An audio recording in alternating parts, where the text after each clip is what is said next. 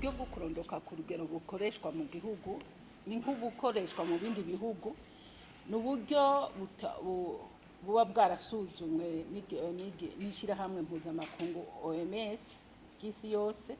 Iyo miti rero icyo nashaka kubabwira ni yuko ego birashobora gushika nk'umukenyezi cyangwa ubukoresha kanaka arashobora kugira icyo nokwita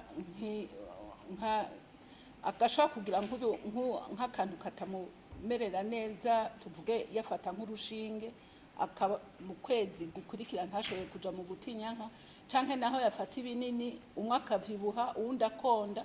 Ariko ico nashaka kuvuga ni mu mezi 3 ya mbere, iyo ubifashe rero umubiri wawe uraheza ukamenyera, nta muti n'umwe winjira mu gihugu ushobora gutera ingaruka mbi.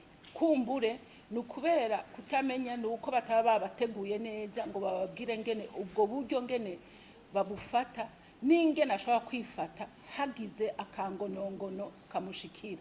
Iyo kamushikiye rero hagukwiza ibihuha ati je narabufashe nkumviriza kanaka bimerera gutya, ni vyiza yuko asubira kwa muganga kugira basuzume ko atayindi ndwara mbese yo bafise, canke naho butamuguye neza bashobore kumuhindurira.